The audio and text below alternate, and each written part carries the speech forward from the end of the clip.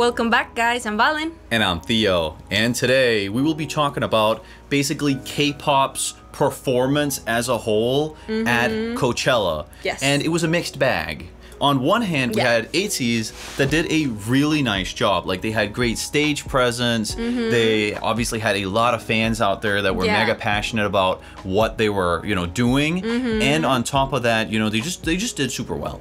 Yes. They just did super well. We've seen it. They were very professional in their performance. Definitely. Very good live vocals as well. Definitely. And yeah, they just did a super good job. And I'm they sure were stable too. But then on the other hand, we have SSERAFIM.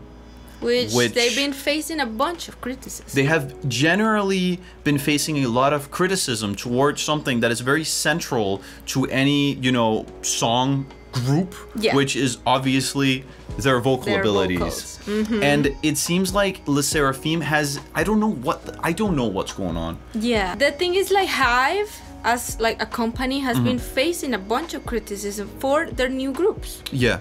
Especially the girl groups, like SSERAFIM, like Elite, like New Jeans, etc. They say that HYBE does not train their vocalists very well. It's very strange. And I don't know why. It's very strange. I'm sure SSERAFIM puts a lot of effort into their music. Obviously, there's a huge budget for the group as a whole. And this is like these girls' life. Like, I'm sure they take this very seriously. And that's why I don't understand why they would do this to themselves. Because for me, sometimes when some groups like perform, it almost more seems like a public humiliation ritual than anything else. And I'm just kind of dumbfounded sometimes by how you mess up as bad as you do. Yeah. Because there's still a lot of help. We got the backing tracks. We got a lot of stuff. I thought when I heard SSERAFIM was performing at Coachella, I thought they were just gonna put like backing track and auto-tune. Kind of drown it in some auto-tune and backing track, yeah. Because it's normal, you know? Like a bunch of K-pop idols just put auto-tune in their live performances. But they did not do that. They can hear themselves. HYBE, the staff, etc. can hear how they sing. Yeah. And they do not sing that well. Exactly. They are not that well trained. I don't know what's going on backstage. And they still send them here to Coachella to perform with only a little bit of backing track and no auto-tune. I don't get it. SSERAFIM's vocals, like, it's not that challenging songs to sing. No, and if they were just, like, let's say there's a note, right? And if you can't do to victory, whatever, that thing, right? They always say that. Why not just go to victory and leave it at that? You don't have to go up there and sing. That's the thing. We've been talking about it. I feel like HYBE is making most of their singers sing in a way that they cannot do. What Coachella has sort of like highlighted is that, HYBE, it seems like, makes their vocalists sing in the studio in ways that they simply cannot sing without being somewhat out of pitch. Exactly. And then when they're put in a situation where they're expected to be performing, it will just immediately be a humiliation ritual. Because ATEEZ, on the other hand, they did great. They know what they can do. And ATEEZ is also, in parts, pretty rap heavy. They're not making the singers that might not have the craziest vocal range, or the rappers that might have the craziest vocal range, do those things. Exactly. Because SSERAFIM, I mean, if you're looking at their general dance performance, it was great. Yeah, their dance performance was good. Their stage presence, like, if we're ignoring their vocal abilities, was good. There was clearly fans there. Yeah. Because it's weird. They are not new on the game. But I don't understand. They've been years in debut. They already have debuted like 2 years ago. But you know what a lot of other like rappers and people like that do when they're stuck in a situation like this, where they've been like, they performed a song in the studio that they can't perform like live because it has auto-tune and whatnot. They just kind of like sing it in a lower register. In a lower register. They do it completely different. Yeah, they just do it different. And exactly. And you should do that. That's what you should do in a situation like this. You should just keep it real and just go like, if you cannot perform it how it was in the studio, then you have to change how you sing it. That's it, or else you're gonna be like humiliated. I really wonder how SSERAFIM's fans felt about their performance. The people who actually paid and went to Coachella, because this stuff ain't cheap. I don't understand. Do you think they're satisfied with their performance? I think some fans are probably saying, oh, it was just a bad day. Yeah. That's true. Because people can have bad days. They are drowned on auto-tune in any other performance you will see of them. No, sometimes it's just a lot of backing track, but like backing it's basically track and auto-tune, sure, or sometimes. one of the two, exactly. Yeah. The only time we have heard, like for example, the SSERAFIM like sing real like live is on the encores. Yeah. And that was not that good. Like they face a lot of criticism. And I don't understand why they just don't change. But or how can they not care? Is lacking very bigly. It's such a huge company. They have so much money put into these girls. Exactly. I don't get it. How can they not care?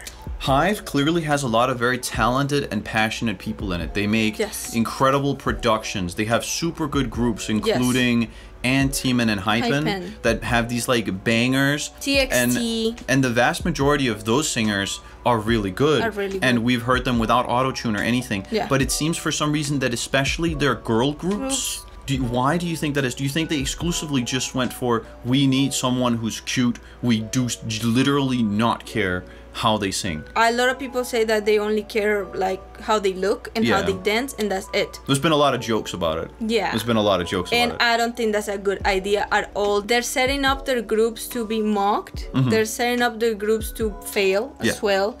They're setting they're not setting them up to fail, because like these groups are still getting a lot of success, and but I feel like they're just not gonna age well. No, if they don't care about their vocals, they're not gonna age well. Like, I'm sorry, like. But it can be saved. If they want to save this and not have another Coachella happen, just hire a vocal coach and just understand that maybe you have to perform and like make new songs in a slightly different register that your vocals are more comfortable with. Because I know actually one of the members of SSERAFIM is an opera singer. Yes. She's an actual opera singer. Exactly. And she also does not perform very well a lot of the time. Exactly. Because I suppose she's maybe performing in a range that she's not her. Yeah, that's just not her. Exactly. And that's sad.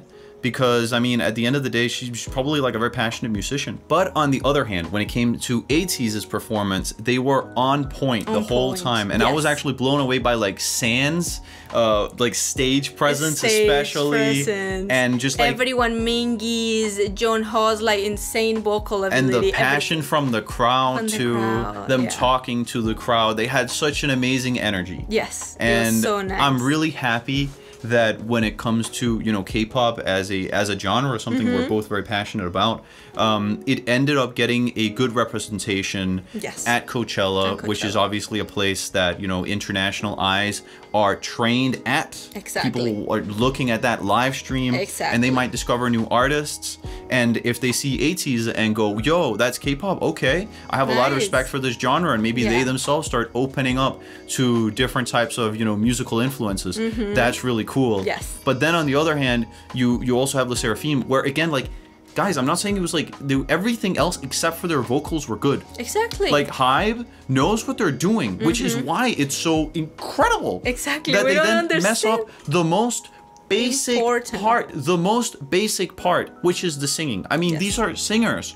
More than anything else, right? They're singers. They're singers. Let's say some of BTS's, maybe like some of the singers there aren't the strongest. Obviously, Jungkook is a good singer, but maybe like, you know, Jimin has had some, you know, things said about him and whatnot. But at least you can say that it's because they were never really singers in the first place. Exactly. It was and a hip-hop lot of their music also was sort of more along like the cloud emo rap era. Yeah. Which was also very heavily auto-tuned, and that was the style. Yeah, that was the style. They were never pretending to be the greatest singers on the planet. Exactly. You get me? That was maybe something more than some fans have kind of been creating that image of them. Exactly. But they've never claimed to be so But now, themselves. these groups debuted like 1-2 years ago. Yeah. They are singers. They are not in the hip-hop, nothing like that, and they still don't train them correct. Well, let's hope that this will be a wake-up call for SSERAFIM, and in the future they won't do this because I mean they have so much love and they're clearly great dancers and they have such a cool team behind them. There's obviously so much passion